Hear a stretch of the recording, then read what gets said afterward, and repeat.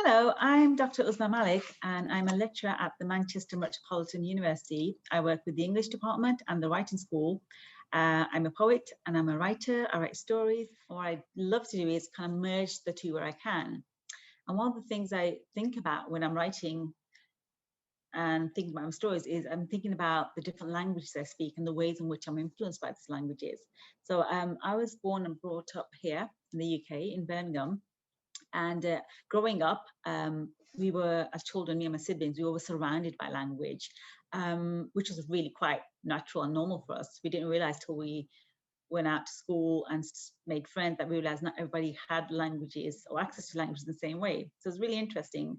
So my parents, our mother tongue is Punjabi, but the language for learning in Pakistan, where my parents are from, is Urdu.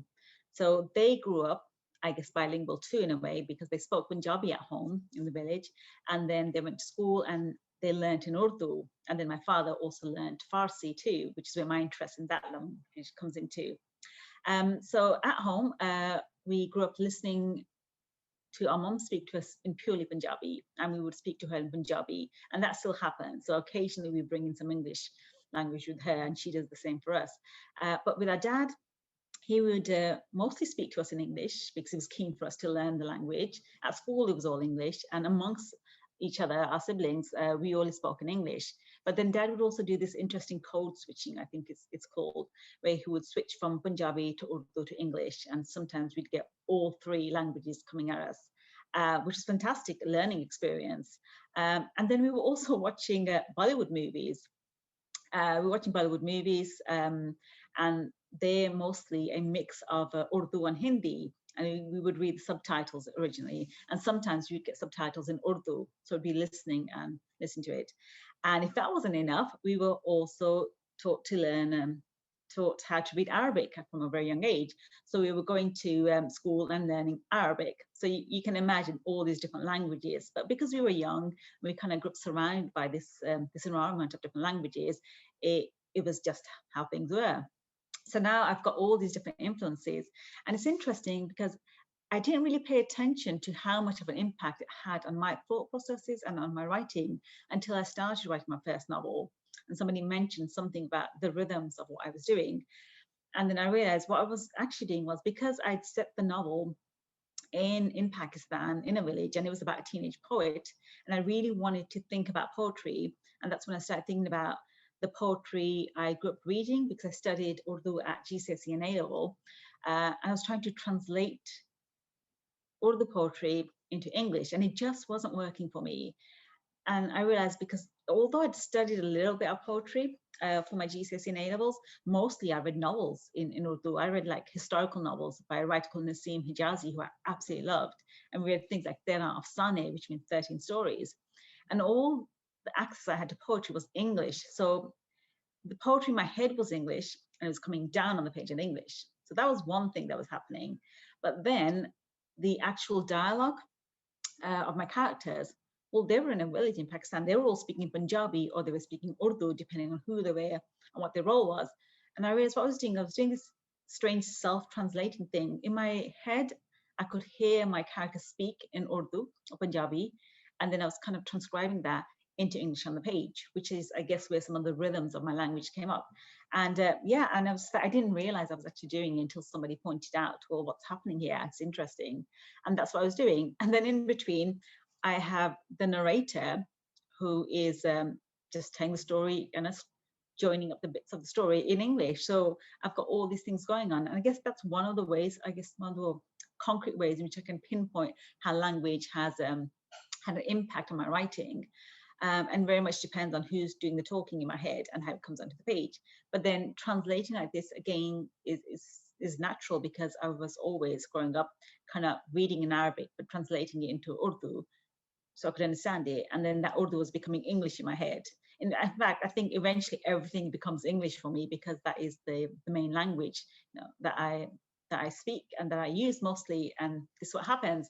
So yeah, so I'm always fascinated about things to do with language and how it works, and especially the ways in which we kind of switch from one language to another. And it's different for every generation, because my parents were very keen that we grew up speaking what they said, you've got to speak your language, because how will you communicate with your family, back home with your grandparents? Whereas our friends actually who don't speak a word of Urdu or Punjabi, they understand it and they may have a few phrases, but they just never learnt it. And then my nieces, who are 4 and 5, they're picking up a little bits of Urdu and they're speaking it in an English accent, which I find hilarious. But yeah, so those are my kind of influences growing up in terms of languages. And now I read a lot more in Urdu than I used to, because first I had to study it. We weren't given a choice. Like, no, you're going to learn Urdu. I really wanted to do Spanish. I spent 3 years doing Spanish. But it's interesting, Spanish has stayed with me, and I can still say some phrases in Spanish. And I love Farsi too, mostly because my dad used to quote little poems of Rumi, and he'd do all these tell us little stories in Farsi because he learnt it. So now I'm learning Farsi at university, and so I'm learning it on the side as a language. And the ambition is to be able to read poems in Farsi. And I'm sure somewhere along the line that language is going to work its way into what I'm writing. So yeah, so I try and bring in the language, and sometimes I use the language phonetically when I'm writing. So I was writing a poem to read earlier, and this is part of the mother tongue, other tongue competition. And if I just, I'm not sure if you can see, if you see at the top, I kind of wrote inside, I was writing some of it phonetically in English and the rest in Urdu. So I'm using the Roman script really. I'm using my knowledge of English language to be able to phonetically transcribe so I can read in Urdu. So yeah, language kind of works its way into curious different ways into what we do. And it'd be really interesting to know how you use language in different ways, especially if you've grown up listening to different languages. And what I did find when I was writing my poem was that actually writing the poetry in English and then transcribing into Urdu, which was the opposite of what I was doing with the rest of the novel, that really helped me in terms of understanding language and learning the language. So if you are learning a different language at school, whether it's French, maybe German, you may be learning Urdu, you might be learning Spanish, whatever language it is, have a go at writing something in that language, writing a short poem. And a poem, because I think there's something about a poem, a line of a rhyme, which makes it a bit more accessible than I'm going to write a great big story in this different language.